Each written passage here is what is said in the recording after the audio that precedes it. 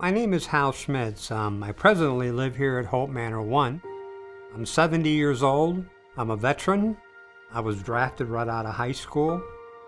It was traumatic. I was only 19 years old and, I had other plans, but that's not how it happened. I retired when I was 55, and then in 2019, my health started to deteriorate. My name is Robert Brown. I went into the U.S. Army Infantry in 1986, and I became one of the special weapons specialists. I did 4 years, 7 months in the service. But when I came back to Chicago, a lot of the people I grew up with was heavy into street gangs and doing drugs. I was shot up and robbed, and then I ended up in the VA treatment facility.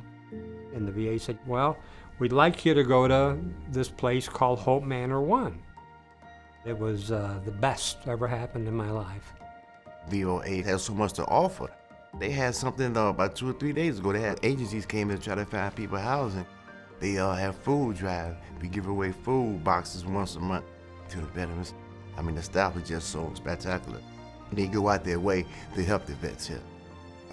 This place here is God-sent. Being here at the Hope Manor 1 is like a barracks. And a lot of us, we military, so we live in the barracks and we know that camaraderie. And it's almost like a family. One of the things that many of the people have in common that we serve at VOA Illinois is that many of them have experienced a lot of trauma over the course of their life. And as a result of that, they have experienced a great deal of instability.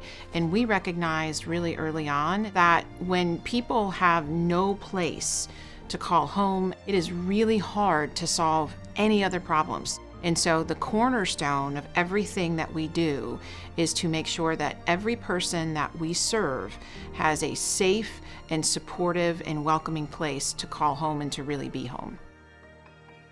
My name is Madeline Kenny. I am the licensing coordinator in foster care with Volunteers of America. We were involved with the case since January of 2018. The children came to the attention of DCFS due to some neglect and potential abuse issues. We made the decision to remove them immediately.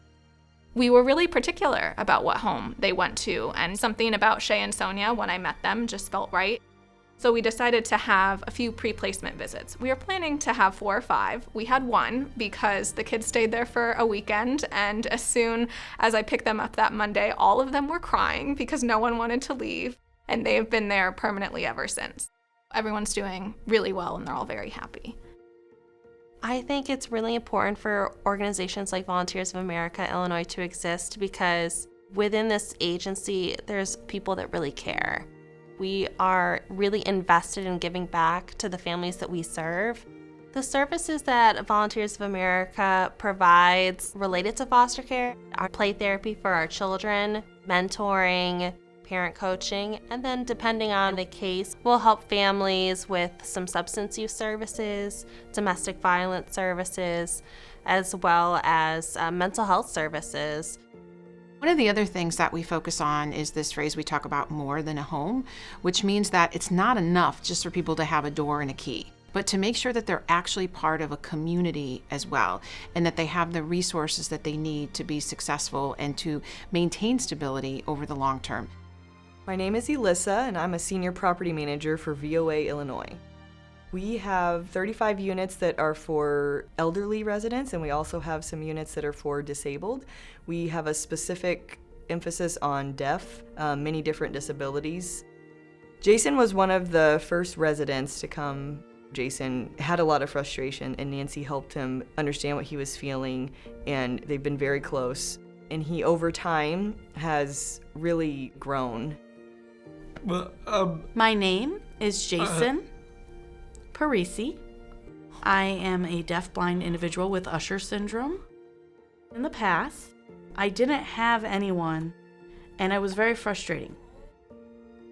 My challenges with communication have been kind of this barrier where there's a breakdown of communication. But I know that I can always call for the people that I need, like Nancy and Alyssa. And it was really great how the VOA helped me to live easier.